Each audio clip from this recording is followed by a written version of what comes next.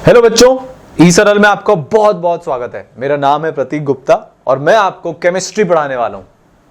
भागना नहीं है ये सुन के भाई, मतलब ऐसी इज्जत हो रखी है, ऐसी एक इमेज बन रखी है केमिस्ट्री की, सर इतना रटने वाला सब्जेक्ट है, जितने थ्योरी और कंसेप्ट नहीं होते उससे तो इसमें एक्सेप्शन होता है, सर ये है वो है। उसी इमेज को धोने के लिए और आपको ये बताने के लिए कि भाई केमिस्ट्री दुनिया का सबसे प्यारा सब्जेक्ट है, हम लेके आए हैं बहुत ही धमाकेदार सीरीज जो आपने टाइटल में पढ़ ही लिया होगा, सरल केमिस्ट्री। अब इसमें क्या होने वाला है, सबसे पहले तो इसमें आप लोगों को मैं प्रूव कर दूंगा कि भाई केमिस्ट्री इज मैजिक।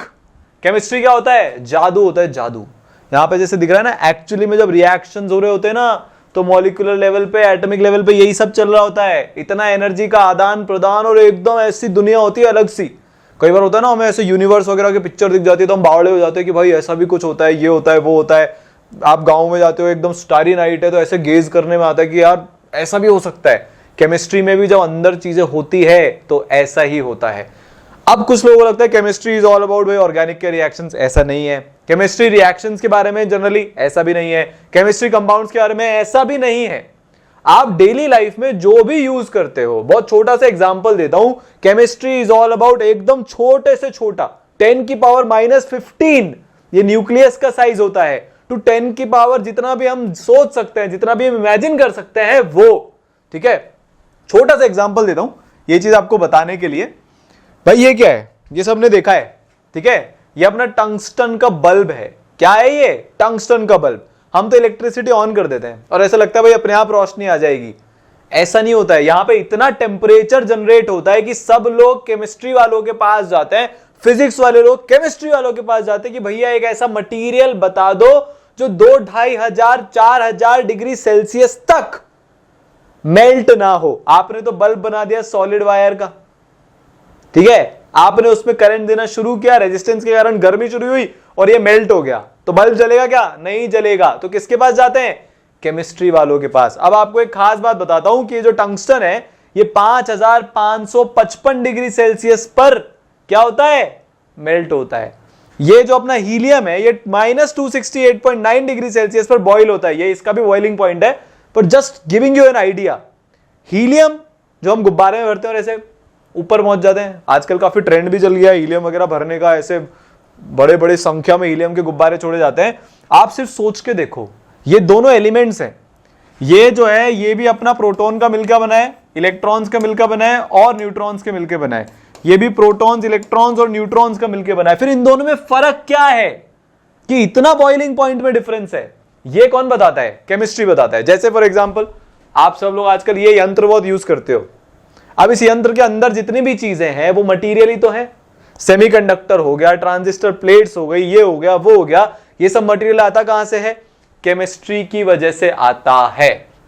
ठीक है, तो सबसे पहले तो अपने दिमाग से यह हटाना है कि केमिस्ट्री एक रटने वाला सब्जेक्ट है। कई बार मेरे को ऐसी फील आती है जब बच्चे बात करते हैं कि यार मैं हिस्ट्री पढ़ा रहा हूं, साइंस नहीं पढ़ा रहा। उसी चीज को समझने के लिए एक काम करते हैं, केमिस्ट्री की डेफिनेशन लेके आते हैं। केमिस्ट्री क्या है भाई? ये क्योंकि इंट्रोडक्शन है और अच्छा आज हम रदरफोर्ड मॉडल भी पूरा समझ लेंगे, वो भी अभी आएगा। पर सबसे पहले सबसे इंपॉर्टेंट जो चीज मैं आपको ध्यान में लाना चाहता हूं, ये वर्ड। केमिस्ट्री किसकी ब्रांच है? साइंस की। और साइंस में क्या होता है?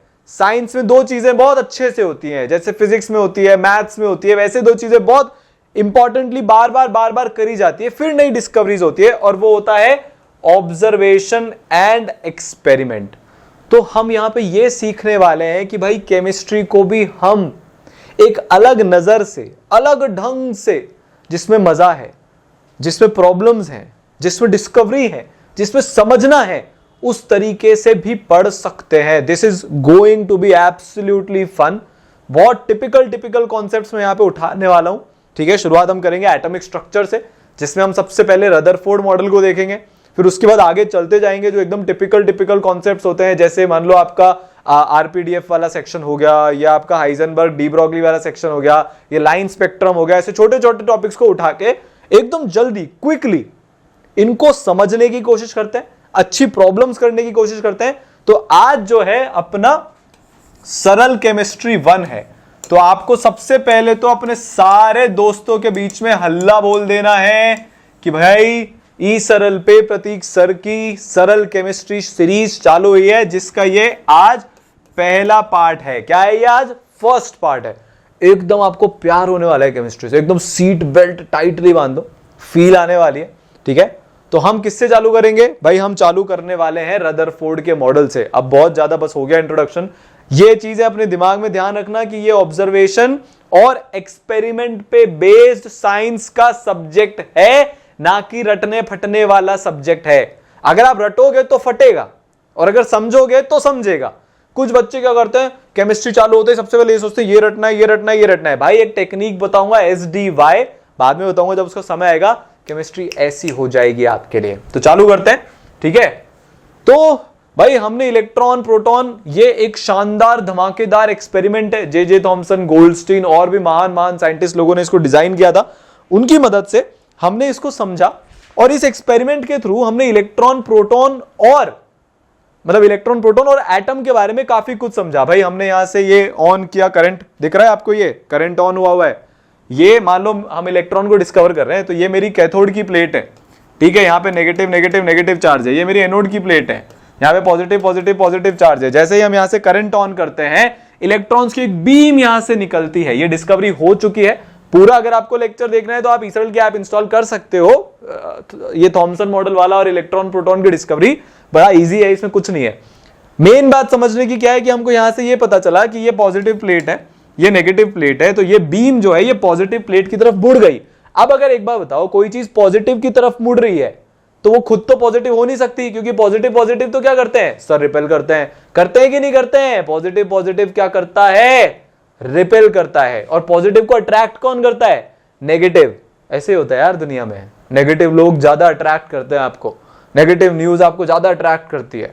आजकल तो भाई एकदम ऐसे पहाड़ ही लगा हुआ है नेगेटिव न्यूज का। ठीक है, तो नेगेटिव पॉजिटिव की तरफ अट्रैक्ट हो गई। हम यहां पे क्या करते हैं, एक पेडल व्हील भी लगा देते हैं, ये उसको रोटेट फोटेट कर देता है, तो पता चल गया ये पार्टिकल्स की बनी हुई है। तो हमने डिस्कवर कर लिया इलेक्ट्रॉन को। किसको डिस्कवर कर लिया? इलेक्ट्रॉन को। सिमिलरली हमने प्रोटॉन को भी डिस्कवर कर लिया। फिर थॉमसन साहब ने अपना प्लम पुडिंग मॉडल भी दे दिया। क्या दे दिया? Plum pudding model. अब ये थोड़ा सा अंग्रेजी चीज है, ज्यादा बच्चों के समझ में आती नहीं है, ब्रिटिशर्स थोड़ी ना अपन, हम तो भारतीय हैं। इसको बोलते हैं तरबूज मॉडल। इसका एक नाम क्या है? तरबूज मॉडल। उन्होंने क्या बोला? जितना भी पॉजिटिव चार्ज है वो तरबूज का लाल खाने वाला जो पार्ट होता है वो है, जो नेगेटिव पार्ट है वो क्या है? जो इलेक्ट्रॉन्स है उनको उन्होंने किसके बराबर कंपेयर किया? कंपेयर किया तरबूज के बीज के बराबर। वो जो होते हैं ना काले काले बीज तरबूज में, यार तरबूज को तो सब इमेजिन कर ही सकते हो। जो ज्यादा अंग्रेज है उनके लिए वाटरमेलन। ठीक है, तो वाटरमेलन मॉडल भी हम इसको बोल सकते हैं। तो यहां से जे थॉमसन साहब ने अपना एक मॉडल दिया। अब आपको एक बड़ी इंटरेस्टिंग बात बताता हूं। जे थॉमसन है ना, ऐसे डूड थे एकदम, साइंटिफिक वर्ल्ड में उनकी इतनी इज्जत थी। उनकी लेबोरेटरी में ऐसे महान महान एकदम कलाकार लोग काम करते थे। उसमें से एक छोटू मोटू सा बच्चा था। क्या नाम था उनका? उनका नाम था रदरफोर्ड, अर्नेस्ट रदरफोर्ड। सारी दुनिया थॉमसन के मॉडल को बहुत शक की नजर से देख रही थी। इसमें ये गलत है, ये गलत है, ये गलत है, ये गलत है, यार ऐसा तो हो ही नहीं सकता। मॉडल तो ठीक है, एटम तो न्यूट्रल है, जितना पॉजिटिव चार्ज उतना नेगेटिव चार्ज, पर उसके अलावा तो साइंटिफिक डिस्कवरी से कुछ मैच ही नहीं हो रहा। उस टाइम पे हाइड्रोजन स्पेक्ट्रम वगैरह जो है और बहुत सारी चीजें जो है डिस्कवर हो चुकी थी। तो थॉमसन का मॉडल और साइंटिफिक एक्सपेरिमेंट के बीच में 36 का आंकड़ा था, मैच ही नहीं करता था। रदरफोर्ड ने बोला देखो अब मैं ना एक ऐसा एक्सपेरिमेंट करूंगा कि जो मेरे सर हैं, जो मेरे गुरुजी हैं, जिनका मैं चेला हूं, उनको सही प्रूफ कर दूंगा। तो रदरफोर्ड, अर्नेस्ट रदरफोर्ड साहब जो थे हमारे, वो थॉमसन को सही प्रूफ करने निकले थे कि भाई मैं तो इनको सही प्रूफ करके मानूंगा। अब एक बात मेरे को बताओ, मान लो मैं आपको एक डब्बा दूं, ठीक है, ब्लैक बॉक्स है, एकदम सॉलिड डब्बा है, और आपको पता करना है, आप उसको आर पार नहीं देख सकते, आपको यह पता करना है कि भैया इस डब्बे के अंदर क्या है। तो हमारी सबसे पहली चीज क्या होती है? हमको सबसे पहले क्या लगता है, यार कुछ ऐसी चीज मारो इसको कि ये टूट जाए, अंदर से फूट जाए। रदरफोर्ड ने भी ऐसे ही दिमाग लगाया कि यार अगर मैं किसी तरह एटम के अंदर घुस जाऊं, डाल्टन ने बोला था एटम इंडिविजिबल है, तो उस हिसाब से तो फिर इलेक्ट्रॉन प्रोटॉन होते ही नहीं, थॉमसन का मॉडल तो वहीं पे फट जाता, पर ऐसा हुआ नहीं। थॉमसन ने बोला इलेक्ट्रॉन है, प्रोटॉन है। अब पता यह करना था, प्रॉब्लम स्टेटमेंट क्या है, पता यह करना था कि भाई इलेक्ट्रॉन्स कहां पे रहते हैं एटम के अंदर, और प्रोटॉन कहां पे रहते हैं एक एटम के अंदर। क्या बोल रहा हूं मैं? अपना प्रॉब्लम स्टेटमेंट क्या है कि एक एटम के अंदर इलेक्ट्रॉन्स और प्रोटॉन्स, इनका अरेंजमेंट कैसा है। क्या कैसा है? अरेंजमेंट कैसा है। जैसे हमारे यार घर में, हमारे घर है, उसके एक प्रॉपर अरेंजमेंट होता है ना, ड्राइंग रूम यहां है, फिर किचन वहां है, फिर बाथरूम वहां है, फिर हमारे बेडरूम यहां है। वैसे ही अंदर से एक एटम कैसा दिखता है। अब एटम तो बहुत छोटा होता है, नेकेड आई से तो दिखता नहीं भाई, हमारा घर तो हमको नेकेड आई से दिख जाता है, पर एटम तो नहीं दिखता। तो रदरफोर्ड ने सोचा कि यार ऐसी प्रॉब्लम को टैकल करने के लिए मैं ना एटम के अंदर कोई चीज घुस जाए वो काम करता हूं। अगर मेरा एटम टूट के बिखर गया ना तो सब समझ में आ जाएगा एटम कैसा होता है। तो इसीलिए रदरफोर्ड साहब ने अपना काफी दिमाग लगाया और उन्होंने गोल्ड फॉइल एक्सपेरिमेंट नाम की चीज जो है, क्या बोला उन्होंने कि यार मैंने एक छोटी सी गोल्ड फॉइल लूंगा, उस पे मैं कुछ ऐसे पार्टिकल्स फेंकने वाला हूं कि वो मेरे एटम के अंदर जाके कुछ कुछ ऐसा कर दें जिससे मेरे को आइडिया लग जाए कि यार रदरफोर्ड का जो एक्सपेरिमेंट है, जो थॉमसन मॉडल को सही प्रूव करने के लिए उन्होंने चालू किया था, वो एकदम करेक्ट प्रूव हो जाए। अब उन्होंने दिमाग लगाना शुरू किया। सबसे पहले तो उनको यह चाहिए था कि यार मैं एक ऐसी फॉइल ले लूं, मैं क्या लूं, मैं कोई ऐसी चीज लूं जो कुछ ही एटम्स थिक हो। मान लो मैं ये पेन ले लेता हूं, आपको पता है इस पेन के अंदर 10 की पावर 20 या 10 की पावर 21 कुछ टाइप के एटम्स होंगे इतनी सी थिकनेस में। हमको क्या चाहिए, इतने एटम होंगे तो मेरे को तो पता ही नहीं चलेगा ना यार, मेरे को किसी चीज के अंदर घुसने के लिए वो चीज चाहिए भी तो सही। तो उन्होंने ये सोचा यार जितने कम एटम्स होंगे ना उतना ज्यादा एक्यूरेट रिजल्ट मेरा आएगा। अब यार मैं जितने कम एटम को कैसे लाऊं, तो मेरे को इस पेन को पतला करना पड़ेगा। पतला करता जाऊंगा, पतला करता जाऊंगा, पतला करता जाऊंगा। एक प्रॉपर्टी होती है मटेरियल्स की जिसको हम मेलिएबिलिटी बोलते हैं। जब मेटलर्जी वगैरह पढ़ेंगे तब उसको बाद में देखेंगे। अब यार समझ लो, जनरली वो होता है ना, हम किसी चीज को बहुत पतला करते जाते हैं। आपने देखा आयरन की शीट्स पतली पतली होती हैं। जिसने भी मिठाई खाई है, जो यहाँ पे मिठाई का बहुत शौकीन है ना, काजू कतली, पिस्ते की बर्फी, संगम बर्फी, उसको पता रहेगा मिठाइयों पे चांदी की वरक होती है, ऊपर सिल्वर सिल्वर का होता है। भाई मिठाई तो सिल्वर होती नहीं है, वो जो पतली सी लेयर होती है वो किससे बनी होती है? चांदी से। तो चांदी के जो बड़े बड़े ब्लॉक्स होते हैं उनको ऐसे दबा दबा के घिस घिस के घिस घिस के घिस घिस के पतला किया जाता है। क्या किया जाता है भैया? पतला किया जाता है। अब वो मैंने पतला कर लिया, पतला कर लिया, पतला कर लिया। रदरफोर्ड ने उसको इतना पतला कर लिया था कि वो कुछ फ्यू 100 एटम्स थिक हो गया था। एक 400 एटम ही बचे थे बस उस पूरी की पूरी एक लेयर में, एक शीट में। तो यहां से गोल्ड फॉइल एक्सपेरिमेंट की शुरुआत हुई। ठीक है, तो ये अपने रदरफोर्ड भाई साहब हैं, जिसको भी ढोक लगानी लगा लो, क्योंकि ये बहुत एक फेमस एक्सपेरिमेंट है। बेचारे इन्होंने अपनी पूरी जिंदगी ऑलमोस्ट 18 से 20 साल एक सिंगल एक्सपेरिमेंट में लगा दिया। आप सोच के देखो पेशेंस लेवल, मतलब यानी प्यूरी फिजिक्स है। देखो अभी तो ये रदरफोर्ड का जो मॉडल है it is totally purely physics based, मतलब उन्होंने इतना दिमाग लगाया। एक रात में सपना नहीं आता मैं गोल्ड की फॉइल ले लूं। उन्होंने दुनिया में पता नहीं कौन कौन सी फॉइल लेके एक्सपेरिमेंट किए होंगे। Finally settled upon the metal जो सबसे ज्यादा मेलिएबल होता है।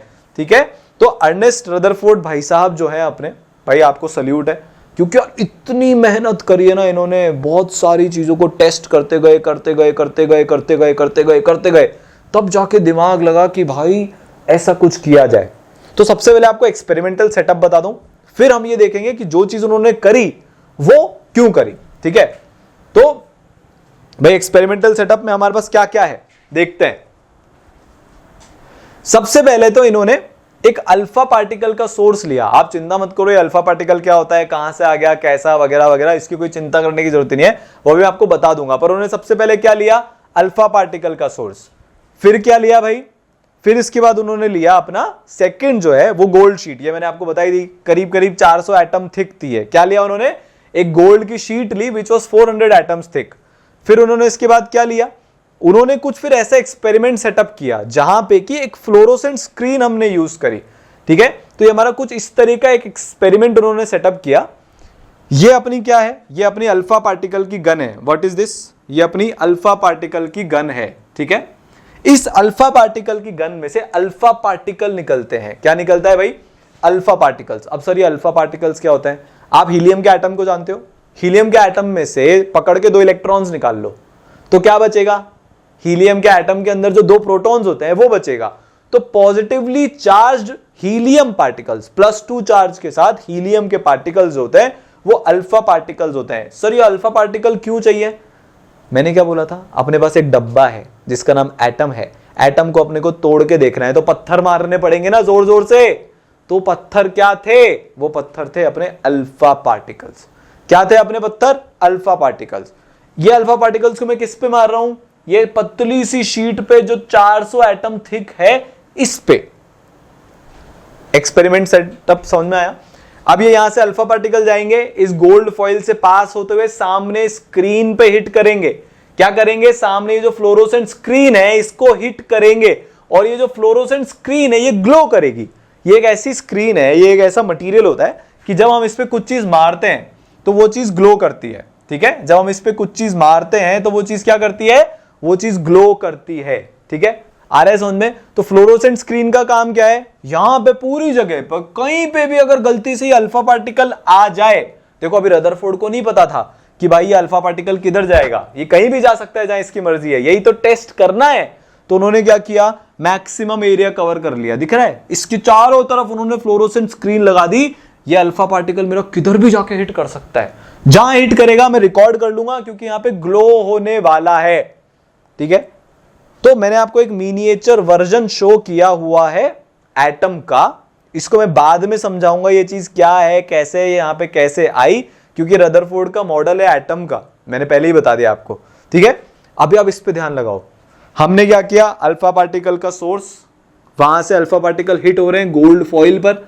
अब ये गोल्ड फॉइल से ये इधर भी जा सकते हैं, इधर भी जा सकते हैं, इधर भी जा सकते हैं, इधर भी जा सकते हैं, इधर भी जा सकते हैं।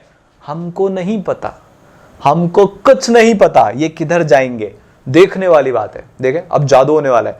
ये देखो ई सरल में हमने शुरुआत से ये बिलीफ रखा है कि अगर आपको कोई चीज दिखा दी ना होते हुए, अगर आपको वो चीज विजुअलाइज हो गई तो ना रटने की जरूरत है, ना 4 किताबें पढ़ने की जरूरत है, ना बार बार देखने की जरूरत है। बाहुबली को जब कटप्पा ने मारा था और पीछे आग लगी हुई थी और वो सीन हमारे सबके दिमाग में छपा हुआ है, उसकी जगह मैं आपको उसकी ऑडियो कैसेट दे दूं, कुछ नहीं समझ में आएगा। उसको मैं आपको चित्र के थ्रू समझाऊं, नहीं समझ में आएगा। चलता हुआ होना चाहिए, चलचित्र होना चाहिए, वीडियो होना चाहिए, विजुअलाइजेशन होना चाहिए। इसलिए हम लोग काफी एनिमेशन वगैरह यूज करते हैं ताकि आप सबको एकदम दिल में उतर जाए पढ़ाई, और पढ़ाई से प्यार हो जाए, मोहब्बत हो जाए।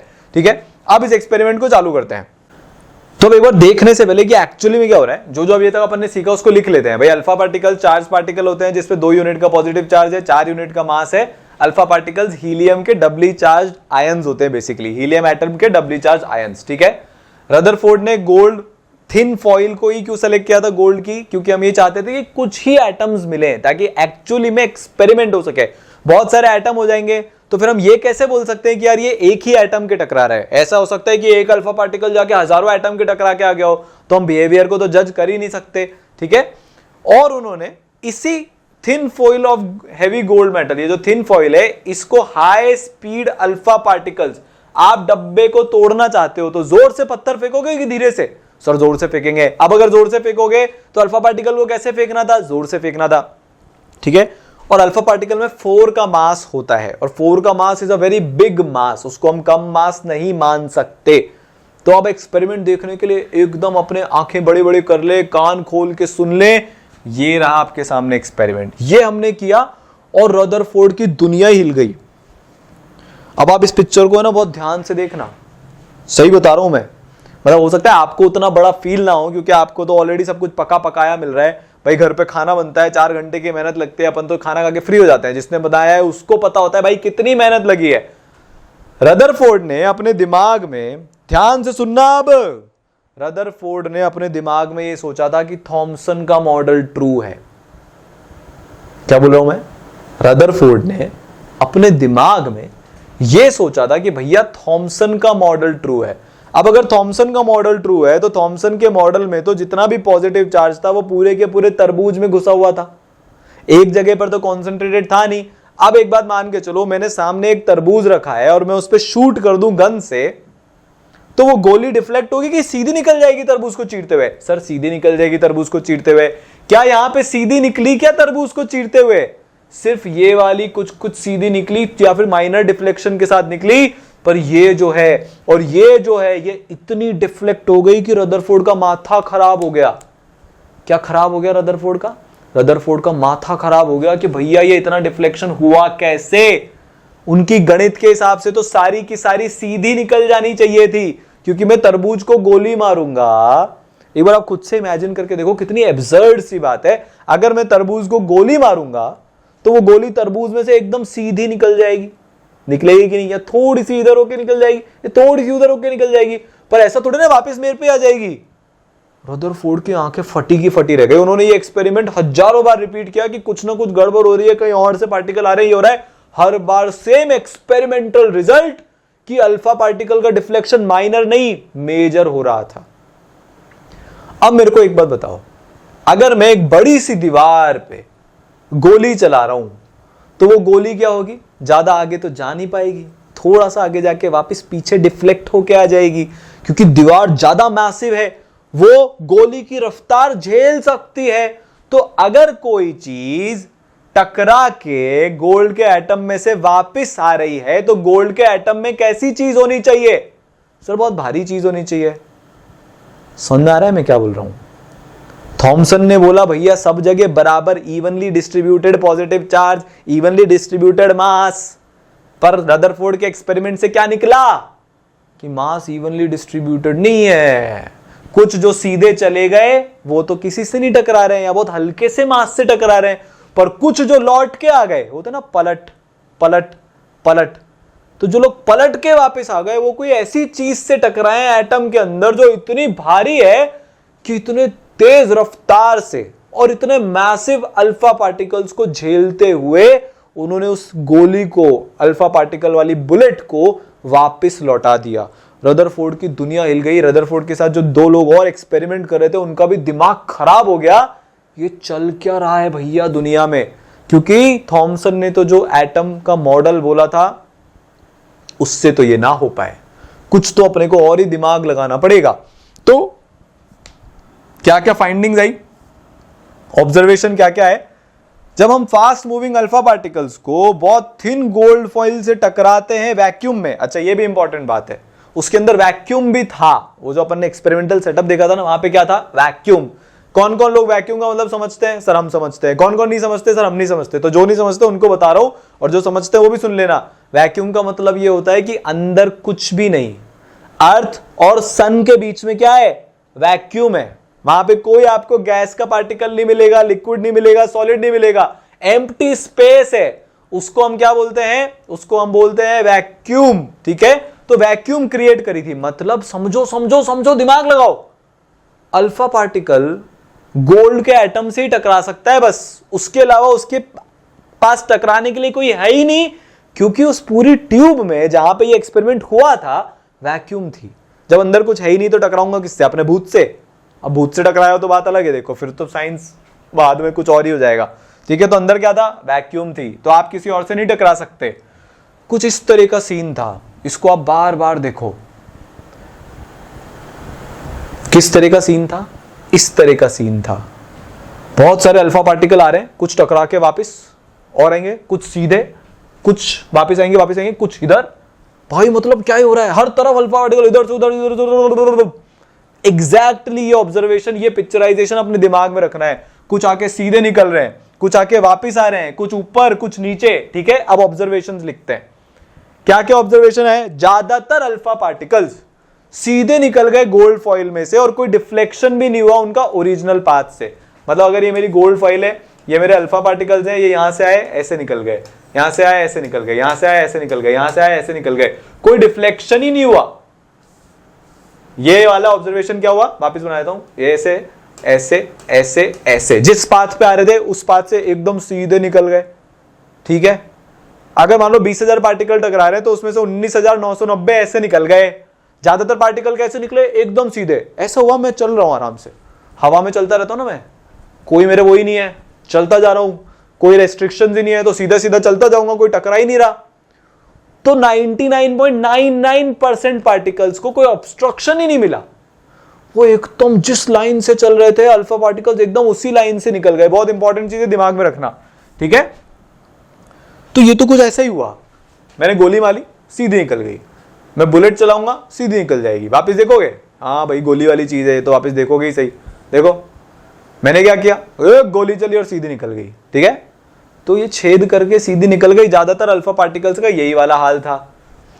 कुछ अल्फा पार्टिकल्स छोटे छोटे एंगल से डिफ्लेक्ट हुए, जैसे मान लो ये मेरा ऐसा आया और ऐसा चला गया, ये मेरा ऐसा आया, बहुत बड़ा एंगल बना रहा हूं दिखाने के लिए, और ऐसा चला गया, ये मेरा ऐसा आया और ऐसा चला गया, ये मेरा ऐसा आया और ऐसा चला गया।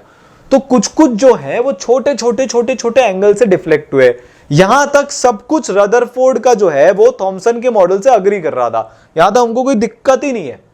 तो 19,990 तो सीधे चले गए, 7-8 पार्टिकल जो है वो थोड़े थोड़े डिफ्लेक्ट हो गए। अब इसके बाद वाला जो आया बहुत ही कम अल्फा पार्टिकल, वो कंप्लीटली रिबाउंड हो गए हिट करके गोल्ड फॉइल को। अब ये चीज ने दुनिया पलट दी। ये चीज ने क्या कर दिया? ये चीज ने दुनिया पलट दी। भैया ऐसा हो गया, मतलब आपको बताता हूं मैं, कुछ जो पार्टिकल्स थे, कुछ अपने जो पार्टिकल्स थे वो सीधे आए इस डायरेक्शन में और इसी डायरेक्शन में वापस चले गए। मैं क्या बोल रहा हूं? सीधे सीधे सीधे सीधे आ रहे हैं वो वापस, सीधे सीधे सीधे सीधे आए वापस, सीधे सीधे सीधे सीधे आए वापस।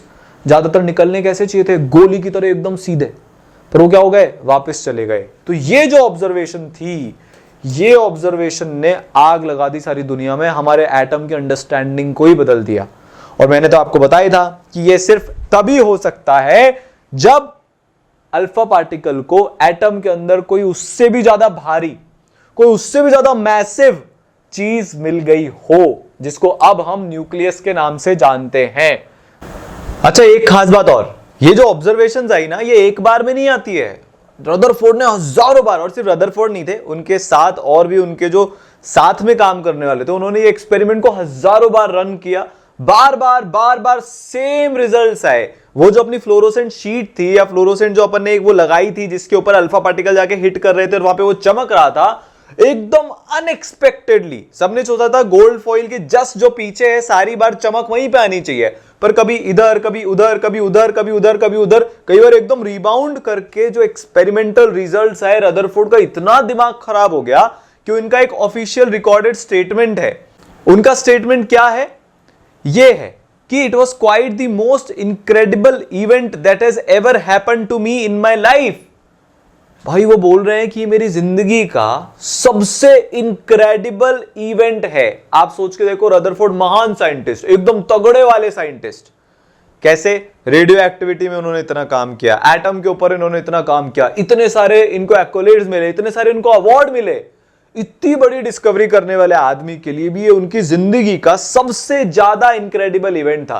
कैसे हुआ, क्यों? आगे बढ़ते हैं, वो खुद ही बता रहे हैं, हमको कुछ बोलने की जरूरत ही नहीं है, वो खुद ही सब समझा देंगे। It was almost as incredible as if you fired a 15-inch shell at a piece of tissue paper and it came back and hit you.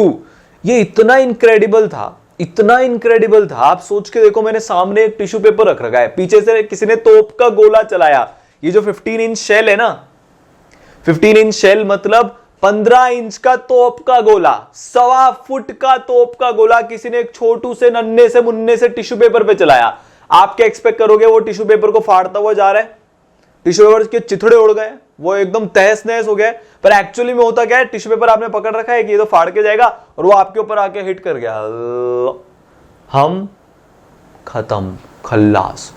मतलब रदरफोर्ड का दिमाग खराब हो गया कि भाई साहब ये चल क्या रहा है, ये हो कैसे सकता है। आप सोच के देखो उनको कैसा लगा होगा ये, है ना। तो अब इस पे बेस्ड उन्होंने क्या किया, अपने कंक्लूजन्स ड्रॉ करने शुरू किए। एक्सपेरिमेंटल रिजल्ट अपने को पता है, 20,000 में से ज्यादातर पार्टिकल्स एकदम सीधे चले गए, कुछ पार्टिकल्स में माइनर डिफ्लेक्शन आया, और कुछ पार्टिकल्स एकदम रिबाउंड हो गए या उनका डिफ्लेक्शन बहुत बड़ा था। तो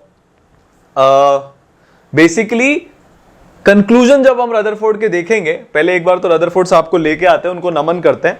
तो रदरफोर्ड ने अपने अल्फा पार्टिकल स्कैटरिंग एक्सपेरिमेंट से, या फिर इसको गोल्ड फॉइल एक्सपेरिमेंट भी बोला जाता है, उससे कंक्लूड की कुछ चीजें कि जो ज्यादातर स्पेस है एटम के अंदर वो एम्प्टी होती है। भाई सारे के सारे पार्टिकल एकदम सीधे चले गए।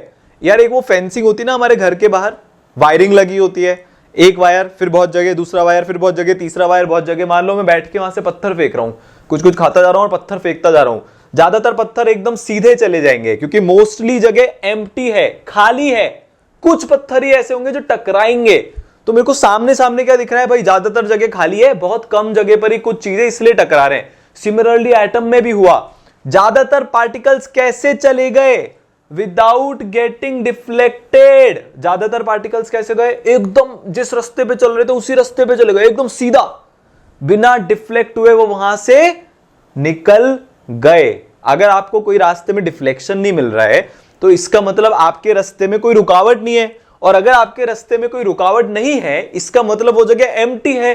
तो ज्यादातर पूरे एटम की जगह एम्प्टी कैसे हुई? मतलब हमको कैसे पता एम्प्टी है? रदरफोर्ड के एक्सपेरिमेंट से हमको पता चला कि भैया कोई डिफ्लेक्शन ही नहीं है, तो मतलब ज्यादातर एटम एम्प्टी है। ये होता है एक्सपेरिमेंटेशन, ये होता है कुछ नया इन्वेंशन, ये होती है साइंस की ब्यूटी। आप सोच के देखो, हमने कुछ गैस नहीं किया, भैया ज्यादातर पार्टिकल्स बिना डिफ्लेक्ट हुए जा रहे हैं, इसका मतलब रास्ते में कुछ नहीं है, इसका मतलब एटम का most of the part empty है। ये पहला कंक्लूजन कि most of the part of the atom is empty. चलो फोड़ दिया, एक कंक्लूजन आ गया।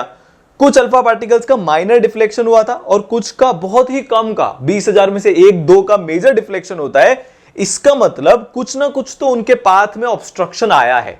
भाई मैंने एक बुलेट मारी और वो बुलेट आगे ही नहीं गई, टकरा के वापस आ गई, इसका मतलब उसको रोकने के लिए कोई ना कोई तो खड़ा था। जब भी मैं ये स्टेटमेंट पढ़ता हूं तो मेरे को ना, एक डार्क नाइट मूवी है, मेरी one of the favourite movie है, क्रिस्टोफर नोलान की, क्रिश्चियन बेल है उसमें जोकर एक डायलॉग मारता है, उसका कुछ एसेंस आपको बताया था, एग्जैक्टली डायलॉग तो याद नहीं है, कि इमूवेबल फोर्स मूव्स, मतलब कुछ तो ऐसा है कि भाई कोई ऐसा फोर्स जिसको कोई रोक नहीं सकता, एक ऐसे ऑब्जेक्ट पे जाके मिलता है जिसको कोई हिला नहीं सकता। तो अल्फा पार्टिकल हमारे एक ऐसा फोर्स है जिसको कोई रोक नहीं सकता, और उसको जो ऑब्स्ट्रक्शन मिला वो एक ऐसा ऑब्स्ट्रक्शन है जिसको कोई हिला नहीं सकता। तो जो उसमें जोकर होता है ना, वो तो होता है जो ऐसा फोर्स है जिसको कोई नहीं रोक सकता, और जो अपना बैटमैन होता है वो ऐसा होता है, ऐसा ऑब्स्ट्रक्शन होता है जिसको कोई हिला नहीं सकता। एग्जैक्टली अल्फा पार्टिकल के एक्सपेरिमेंट में भी ऐसा ही हुआ। ठीक है, तो भाई कोई तो ऐसी चीज है जो अल्फा पार्टिकल जितने भारी पार्टिकल को और इतने एनर्जेटिक पार्टिकल को, जिसने हमने इतनी एनर्जी दी है, उसको रोक लिया, उसको डिफ्लेक्ट बैक कर दिया, पूरा का पूरा 180 डिग्री से रिकॉइल कर दिया। मतलब कोई तो तगड़ा वाला ऑब्स्ट्रक्शन बीच में बैठा है। ज्यादातर space of the atom empty, खाली, और छोटा सा कोई सा ऑब्स्ट्रक्शन है जो बीच में बैठा हुआ है। आप लोग सुन रहे हो कि नहीं सुन रहे हो, समझ रहे हो कि नहीं समझ रहे हो? ठीक है, चलो इससे थोड़ा सा और करते हैं। अब इस ऑब्स्ट्रक्शन के बारे में हम क्या गैस कर सकते हैं? हमको अब तो समझ में आ ही गया कि ये एकदम छोटा होना चाहिए। यार 20,000 में से 1-2 पार्टिकल ही टकरा रहे हैं, बाकी सब एकदम सीधे के सीधे जा रहे हैं, मतलब ये ऑब्स्ट्रक्शन छोटू सा होना चाहिए। जैसे वो वायर एकदम पतलू सा होता है, छोटू सा होता है, तभी तो कुछ पत्थर उसके टकराते हैं। ऐसे ही ऑब्स्ट्रक्शन बहुत स्मॉल होना चाहिए, क्योंकि कुछ कुछ पार्टिकल्स इससे ऑब्स्ट्रक्ट हुए थे। ठीक है, हर अल्फा पार्टिकल के पास हमको पता है 4 यूनिट का मास है और वो बहुत हैवी होता है, उसको हमने एनर्जी भी बहुत दी है। तो वो अगर कोई लाइट ऑब्स्ट्रक्शन होता, जैसे टिश्यू पेपर, एक अपने बुलेट के सामने एक टिश्यू पेपर रख दूं तो वो उसको चीर फाड़ के निकल जाएगी। सिमिलरली अगर छोटा सा ऑब्स्ट्रक्शन होता जिसका मास भी कम होता और चार्ज भी बहुत कम होता, तो अल्फा पार्टिकल उसको चीरते हुए निकल जाते, क्योंकि उसकी उतनी औकात ही नहीं थी कि अल्फा पार्टिकल को रोक ले। बुलेट को कौन रोक सकता है? एक लंबी चौड़ी दीवार, ठीक है, या एकदम बुलेट प्रूफ जैकेट या बुलेट प्रूफ ग्लास। आपको बुलेट जैसी चीज को रोकने के लिए उसके जितना ही खतरनाक वाला ऑब्स्ट्रक्शन चाहिए। तो रदरफोर्ड ने यह कंक्लूड किया कि भैया लाइट ऑब्स्ट्रक्शन तो हो ही नहीं सकता। ऑब्स्ट्रक्शन तो, उन्होंने क्या बोला कि लाइट ऑब्स्ट्रक्शन तो हो ही नहीं सकता, ऑब्स्ट्रक्शन तो अपना भारी ही होना चाहिए। तो जो नेक्स्ट कंक्लूजन आ रहा है वो यही आ रहा है कि पॉजिटिवली चार्ज अल्फा पार्टिकल्स के ऊपर पॉजिटिव चार्ज होता है, तो आपके ऑब्स्ट्रक्शन को भी कैसा होना पड़ेगा? Positively charge. क्योंकि अगर आपके ऑब्स्ट्रक्शन नेगेटिवली चार्ज हो गए तो अल्फा पार्टिकल जाएगा पॉजिटिव चार्ज लेके और नेगेटिव चार्ज में जाके boom, positive charge negative charge दोनों में आपस में बहुत सारा प्यार, गायब हो जाएगा, पूरा एटम का एटम ही गायब हो जाएगा। पर ऐसा होता है क्या? नहीं। क्या हो रहा है? रिपल्शन। तो अल्फा पार्टिकल जो पॉजिटिवली चार्ज है उसको रिपेल कौन करेगा? कोई ऑब्स्ट्रक्शन जो खुद भी पॉजिटिवली चार्ज हो। तो हमको क्या पता चला कि भाई यहां पे पॉजिटिव चार्ज होना चाहिए है अपने ऑब्स्ट्रक्शन के पास। क्यों? क्योंकि similarly charge particles always ripple each other.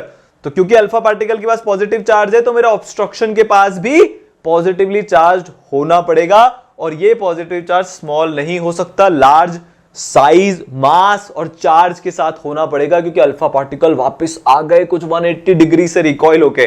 पूरे एक्सपेरिमेंट की जान कौन है? वो 180 डिग्री से जो रिपेल हुआ ना, 180 डिग्री से जो रिकॉइल हुआ, वो वाला अल्फा पार्टिकल। ठीक है, तो बहुत small fraction of alpha particle 180 degree से डिफ्लेक्ट हुए थे। मतलब सारा का सारा पॉजिटिव चार्ज और मास जो गोल्ड के एटम का है, वो एक छोटी सी वॉल्यूम में ही कॉन्सेंट्रेटेड है, एक छोटी सी वॉल्यूम में कॉन्सेंट्रेटेड है, होना ही पड़ेगा।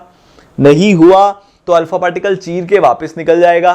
तो आप सोच के देखो, ज्यादातर space of the atom empty, पूरा का पूरा मास, पूरा का पूरा चार्ज एक जगह पर घुसा हुआ है। उस जगह का नाम हम जानते हैं, उस जगह का नाम होता है न्यूक्लियस। ये रदरफोर्ड ने नाम दिया था। रदरफोर्ड ने इस छोटे से डेंस और पॉजिटिवली चार्ज ऑब्स्ट्रक्शन को बोला न्यूक्लियस, क्योंकि न्यूक्लियस का मतलब होता है सेंटर। तो उन्होंने बोला भाई एटम का एक सेंटर होता है जो बहुत मासिव है, एटम का सारा मास वहीं पे है, और जो पूरा पॉजिटिव चार्ज लेके बैठा है वो सेंटर में रहता है, और उसको मैं बोलूंगा, और हम सब भी उसको किस नाम से जानते हैं? उसको हम जानते हैं न्यूक्लियस के नाम से। किस नाम से जानते हैं? न्यूक्लियस के नाम से। तो यहां पे न्यूक्लियस की डिस्कवरी हो चुकी है। तो रदरफोर्ड ने प्रेडिक्ट किया कि सारे के सारे प्रोटॉन्स जो हैं एटम के, वो इस छोटे से स्पेस मतलब न्यूक्लियस में प्रेजेंट है। तो प्रोटॉन कहां पे रहते हैं? न्यूक्लियस में रहता है। न्यूक्लियस कहां पे रहता है? एटम के सेंटर में रहता है। न्यूक्लियस का साइज कैसा होता है? बहुत छोटा। मास कैसा होता है? ज्यादातर एटम का मास उसी में होता है, वो बहुत डेंस होता है, छोटू सा पर बहुत भारी सा। तो डेंसिटी क्या होती है? Mass upon volume. तो वॉल्यूम तो बहुत कम है, मास बहुत ज्यादा है, तो न्यूमरेटर ज्यादा डिनोमिनेटर कम, तो डेंसिटी क्या हो जाएगी? बहुत ही ज्यादा। तो डेंसिटी विल बी हाई, बहुत डेंस होता है अपना न्यूक्लियस। ठीक है, तो जो अपना रदरफोर्ड का एटम है वो कुछ ऐसा दिखता है। कैसा दिखता है? वो कुछ ऐसा दिखता है। अरे इधर आ। तो इलेक्ट्रॉन्स जिनका नेग्लिजिबल मास होता है और नेगेटिव चार्ज होता है, वो इस एक्स्ट्रा न्यूक्लियर पोर्शन, इसको हम क्या बोलते हैं? इस पोर्शन को हम एक्स्ट्रा न्यूक्लियर पोर्शन बोलते हैं। न्यूक्लियर के बाहर वाला पोर्शन है, यहां पर रहते हैं और रिवॉल्व करते रहते हैं। क्या करते रहते हैं? इस एक्सपेरिमेंट के बेसिस पर रदरफोर्ड ने अपना nuclear model of an atom दिया, जिसके ये फीचर्स हैं। भैया आपने कंक्लूजन निकाल लिया, तो उसके फीचर भी देख लेते हैं। पॉजिटिवली चार्ज सेंटर है एटम के अंदर, जिसको हम न्यूक्लियस बोलते हैं। सारा मास, सारा चार्ज एटम का यहीं पे रहता है। पॉजिटिव चार्ज की बात हो रही है, नेगेटिव चार्ज तो इलेक्ट्रॉन के पास, पॉजिटिव चार्ज न्यूक्लियस के अंदर। ठीक है, और साइज ऑफ न्यूक्लियस बहुत छोटी होती है as compare to size of the atom. Nucleus का साइज 10⁻⁻15 मीटर का होता है, एटम का साइज 10⁻⁻10 मीटर के अराउंड होता है। तो न्यूक्लियस जो है 10⁵ टाइम्स छोटा है। इसका आइडिया कैसे लगा सकते हैं? फुटबॉल का स्टेडियम है, बीच में सेंटर में फुटबॉल रखी हुई है, ये तो हो गया न्यूक्लियस। और जो पूरा स्टेडियम है, बड़ा सारा स्टेडियम एकदम वर्ल्ड कप फाइनल वाला, वो हो गया अपना एटम। ये साइज का डिफरेंस है, 10⁵ की आपको फील दे रहा हूं। ठीक है, इलेक्ट्रॉन्स रिवॉल्व अराउंड करते हैं न्यूक्लियस के सर्कुलर पाथ्स में। ठीक है, रदरफोर्ड मॉडल को हम प्लैनेटरी मॉडल भी बोलते हैं। क्या बोलते हैं? Planetary model of the atom भी बोलते हैं, क्योंकि ये सोलर सिस्टम के जैसा दिखता है। तो सोलर सिस्टम को तो आप सब जानते ही हो, मैं यहां से हट जाता हूं, आप फील ले लो। बीच में हमको क्या दिख रहा है? सन दिख रहा है। और क्या दिख रहे हैं हमको प्लैनेट्स दिख रहे हैं। तो जो सन है वो तो न्यूक्लियस है, और जो प्लैनेट्स हैं वो अपने इलेक्ट्रॉन्स हैं। ठीक है, तो रदरफोर्ड ने अपनी इंस्पिरेशन प्लैनेटरी मॉडल से ली कि यार एटम में भी ऐसा होता होगा। उनको ना ब्यूटी ऑफ नेचर पे पूरा भरोसा था कि भाई जैसा सबसे बड़ी चीज में होता है यूनिवर्स में, वैसे ही सबसे छोटू में भी होता होगा, क्योंकि नेचर तो कंसिस्टेंट होता है ना। तो इसलिए उन्होंने इसको ऐसा बोला। तो हमारा एटम कैसा दिखता है भाई? अब ये ईसरल की पावर है, आपको विजुलाइज कराएंगे। तो जो लाल वाले हैं वो इलेक्ट्रॉन्स हैं, और जो ब्लू वाला है वो न्यूक्लियस है। तो इलेक्ट्रॉन्स तो डिच्चिक डिच्चिक डिच्चिक डिच्चिक घूमते रहते हैं, और न्यूक्लियस अपना बीच में सेंटर में बैठा हुआ पूरा एटम को गवर्न कर रहा होता है। सारा पॉजिटिव चार्ज कहां है? यहां पे। नेगेटिव चार्ज कहां है? ये जो घूम रहे हैं, ऐसा ट्रिपी सा हिप्नोटिक होता है एकदम, देखते रहो देखते रहो। ठीक है, तो ये अपना कौन हो गया? रदरफोर्ड के हिसाब से अपना एटम ऐसा दिखता है। क्लियर? निहार लो, देख लो, याद कर लो, समझ लो। समझना बेटर है, याद करोगे तो भूल जाओगे। ठीक है, आगे चलते हैं। अब जैसे उन्होंने ये दिया, दो समस्याएं खड़ी हो गई। सारे लोगों ने चिल्लाना शुरू कर दिया, नहीं नहीं हम नहीं मान सकते, सॉरी ये वो। क्यों चिल्लाना शुरू कर दिया? उन्होंने बोला भैया तुम एक ऐसी बात बोल रहे हो जिसको सुन के सारे फिजिक्स वाले आके तुम्हें मारेंगे। रदरफोर्ड ने बोला क्या? बताते हैं ना, 2 मिनट शांति तो रखो, कुछ डिस्कवर कर लिया तो ज्यादा खुश हो क्या? उन्होंने देखो सुनो, तुमने बोला सारे प्रोटॉन छोटी सी जगह पर है, तो प्रोटॉन प्रोटॉन जो रिपेल करते हैं उसका क्या करोगे? रदरफोर्ड चुप, ये तो मैंने सोचा ही नहीं, ये तो पहली प्रॉब्लम थी, इसके बारे में रदरफोर्ड दिमाग लगाते उससे पहले दूसरी प्रॉब्लम तो उनको खुद को पकड़ाई में आ गई। हीलियम में 2 प्रोटॉन होते हैं पर उसका मास 4 प्रोटॉन के बराबर आ रहा था, तो ये बाकी 2 प्रोटॉन का मास कहां से आया? Mass of atoms was approximately coming out to be double the mass of protons. भाई प्रोटॉन 2 है, मास 4 के बराबर आ रहा है, तो ये 2 कौन से पार्टिकल्स हैं? ये कहां से आ गया भैया? ये तो हमने कभी सोचा ही नहीं। ये 2 प्रॉब्लम्स ने रदरफोर्ड की जान निकाल के रख ली कि पहले तो तुम ये बताओ कि प्रोटॉन प्रोटॉन इतने आसपास में स्टेबल कैसे हैं, दूसरा तुम ये बताओ कि वो जो एक्स्ट्रा मास है वो कहां गया। तो भारी समस्या चल रही थी। जैसे He है, उसमें 2 प्रोटॉन्स होते हैं, मास अप्रोक्सीमेटली 4 प्रोटॉन्स का होता है। तो इस प्रॉब्लम को देखते हुए और रदरफोर्ड पे थोड़ी सी दया खाके, मतलब पूरी साइंटिफिक कम्युनिटी को ही बहुत चिंता थी कि ये क्या हो गया, तो हमारे एक साइंटिस्ट आए जिनको हम जानते हैं जेम्स चैडविक नाम से। वो पता है कुछ कुछ एक्सपेरिमेंट कर रहे थे रेडियो एक्टिविटी पे। रेडियो एक्टिविटी क्या होता है या बाद में पढ़ लोगे, ज्यादा दिमाग मत लगाना। अच्छा, आप सारे बच्चों की एक टेंडेंसी होती है, आपको क्या 100 में से 90 चीजें समझ में आ गई, 10 चीजें जो आपको लेटर ऑन समझने में आने वाली है, आप अपना सारा फोकस सारी एनर्जी उन 10 चीजों पे लगा दोगे। भाई अभी नहीं समझा सकते रेडियो एक्टिविटी क्या होती है, अभी उसको नहीं बता सकते, बाद में क्या बताऊंगा, और सारा कोर्स एक चैप्टर में ही खत्म नहीं होगा। बस मान लो रेडियो एक्टिविटी नाम की कोई चीज होती है, भूल जाओ कि सर ने ऐसा कुछ बोला था, बाद की बात में देखेंगे। तो ये जो एन जो है, जिनको हम न्यूट्रॉन के नाम से जानते हैं, इन्होंने सारी प्रॉब्लम सॉल्व कर दी। ठीक है, तो ये अपने चैडविक भाई साहब, जेम्स चैडविक, इन्होंने क्या किया, एक बेरिलियम का एटम लिया, उस बेरिलियम के एटम पर इन्होंने अल्फा पार्टिकल मारा। जैसे इन्होंने अल्फा पार्टिकल मारा तो एक पार्टिकल निकल रहा था। वापस से देखते हैं इसको। जेम्स चैडविक ने क्या किया, बेरिलियम का एटम लिया, विजुअलाइजेशन की पावर है ये, एक अल्फा पार्टिकल उन्होंने इस पे मारा। वो ऐसे ही करते रहते थे, अलग अलग एटम पे अल्फा पार्टिकल मारते रहते थे, देखते रहते थे क्या हो रहा है यहां से। तो एक पार्टिकल निकला जिसके नेचर के बारे में हमको कुछ नहीं पता था। यह पार्टिकल डिटेक्ट करना बहुत मुश्किल था। क्यों? क्योंकि भाई इस पे कोई चार्ज ही नहीं था। हम इसको इलेक्ट्रिक फील्ड में रखते थे, सीधा पास हो रहा है, मैग्नेटिक फील्ड में रखते थे, सीधा पास हो रहा है, डिफ्लेक्ट ही नहीं हो रहा है। सबका दिमाग खराब हो गया, दिमाग खराब चल रहा है। फिर जो है अक्कल लगाई चैडविक ने कि यार ये देखो इलेक्ट्रिक फील्ड में डिफ्लेक्ट नहीं हुआ, एकदम सीधा का सीधा चला गया, इसका मतलब ये न्यूट्रल है। बेरिलियम के एटम के बारे में, हीलियम के एटम के बारे में सोचते हैं, 2 प्रोटॉन है, 2 इलेक्ट्रॉन है, चार्ज बैलेंस हो चुका है। अच्छा, एटम की सबसे बड़ी खास बात ये होती है कि वो इलेक्ट्रिकली न्यूट्रल होता है। तो रदरफोर्ड ने बोला कि भाई 2 प्रोटॉन है, 2 इलेक्ट्रॉन है, सबने मान लिया। फिर 2 एक्स्ट्रा मास कहां से आया? चार्ज तो और आ नहीं सकता, तो मतलब एटम के अंदर कोई एक ऐसा पार्टिकल होना चाहिए जिसमें चार्ज नहीं हो। वापस से बोलता हूं, एटम के अंदर एक ऐसा पार्टिकल होना चाहिए जिसमें चार्ज नहीं हो। ओ हो। चैडविक ने कौन सा पार्टिकल अभी डिस्कवर किया है? जस्ट अभी किया ही है, न्यूट्रॉन। उसमें चार्ज क्या होता है? न्यूट्रल। मतलब कहीं ऐसा तो नहीं है कि हीलियम के एटम के अंदर 2 प्रोटॉन और 2 न्यूट्रॉन हो। रदरफोर्ड की आंखें फटी की फटी रह गई। भाई प्रॉब्लम सॉल्व हो गई मेरी। एक तो कि इसका मास क्या है, इसका मास डबल है। तो हमने क्या डिस्कवर कर लिया? हमने डिस्कवर कर लिया न्यूट्रॉन, ये मैग्नेटिक फील्ड से भी डिफ्लेक्ट नहीं होता, सीधा का सीधा चला जाता है। तो हमारा न्यूट्रॉन डिस्कवर हो चुका है। तो हीलियम के अंदर क्या है? 2 तो हमारे प्रोटॉन्स है, ये जो लाल वाले हैं, और 2 हमारे न्यूट्रॉन्स है, ये जो व्हाइट में ब्लैक से लिखा हुआ है, और ये हमारे 2 इलेक्ट्रॉन्स हैं, और ये इस तरीके से घूमते रहेंगे। अब आप बच्चे सोच रहे होंगे सर ने ना पागल बना दिया, सर ने तो 2 प्रॉब्लम्स बताई थी हमको। क्या थी 2 प्रॉब्लम? 2 प्रॉब्लम ये थी कि पहली प्रॉब्लम तो थी कि प्रोटॉन प्रोटॉन रिपेल करेंगे, वो तो अभी भी रिपेल कर रहे हैं, इतना पास पास में है। तो सर आप तो ये बताओ कि ये प्रॉब्लम हमने सॉल्व कैसे करी? ठीक है, तुम बोल रहे हो तो बता देता हूं।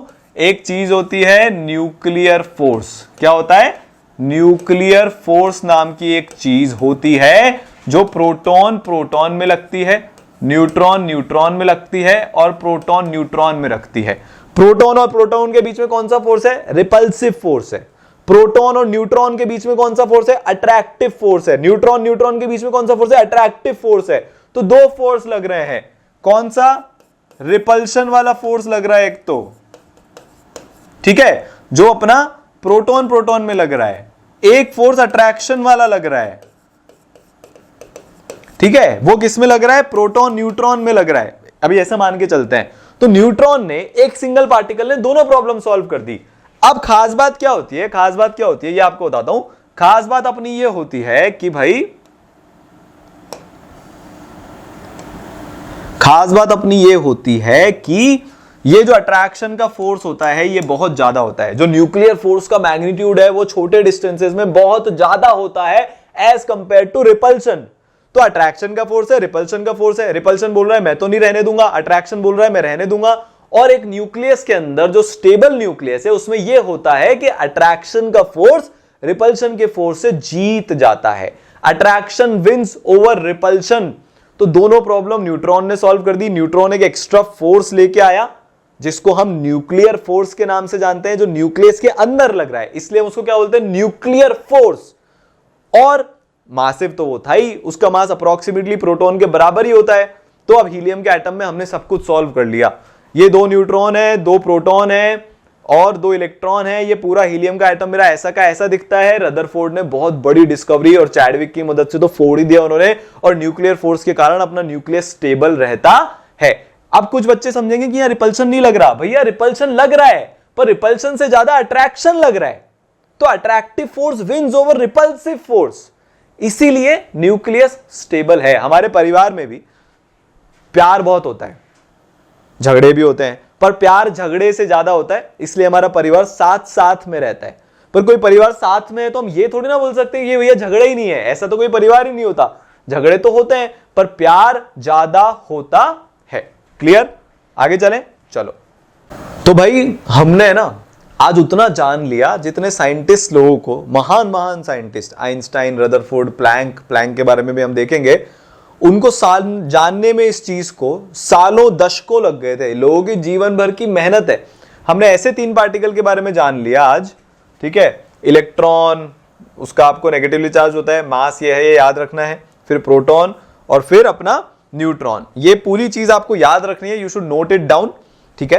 तो यार देखो, सरल केमिस्ट्री में हम यही करने वाले हैं कि भाई मैं अपनी पूरी एनर्जी और जितना आज तक केमिस्ट्री को समझा है, जाना है, जिया है, इतने सालों से वही कर रहा हूं, वो आप तक पहुंचाने की कोशिश करूंगा। ये सब्जेक्ट बहुत ब्यूटीफुल है, और अगर आपको यार ऐसा कंटेंट और चाहिए है, अगर आपको ये यूजफुल लग रहा है, तो आपको चैनल को यार सब्सक्राइब तो करना पड़ेगा, आपको लाइक करना पड़ेगा, शेयर करना पड़ेगा। भैया हम कहां से मोटिवेशन लाएंगे? दिन रात आपके लिए लगे रहते हैं। जितनी अपने पास एनर्जी है, जितने रिसोर्सेज हैं, जितनी ताकत है, सब कुछ, कोई पर्सनल लाइफ नहीं, कुछ नहीं, सिर्फ आप लोगों के लिए लगे हुए हैं एकदम दिन रात। पूरी सरल की टीम, एनके सर, सारांश सर। तो अगर आपको ये कंटेंट अच्छा लग रहा है, if it is useful for you, तो आप चैनल को सब्सक्राइब जरूर कर लेना और इसको हर जगह पहुंचाना है यार। मतलब इतना हाई लेवल का कंटेंट आपको मिल रहा है, और इसमें हम पूरा कंपटीशन लेवल टच करने वाले हैं, कुछ नहीं छोड़ेंगे। ऐसा नहीं है कि हाँ बस आसान आसान बता दिया ताकि आप लोग खुश हो जाओ। तकलीफ आपको होगी एक पॉइंट पर हमको एग्जाम क्रैक करना है। ई सरल का मतलब क्या होता है? भाई पढ़ने में पूरा मजा लेंगे, अपनी इच्छा से पढ़ेंगे, एकदम जिएंगे जो पढ़ रहे हैं उसको, पर साथ में जो हमने गोल बनाया है उसको भी अचीव करने के लिए पूरी जान लगा देंगे। तो यही मेरा मैसेज है कि अपने पथ पर चलता जाऊंगा, चलने में माहिर बन जाऊंगा, या तो मंजिल मिल जाएगी या एक अच्छा मुसाफिर बन जाऊंगा। मिलते हैं फिर। ऐसे ही पढ़ाई करते रहो, प्रचंड करो, और like, comment and share. All the best.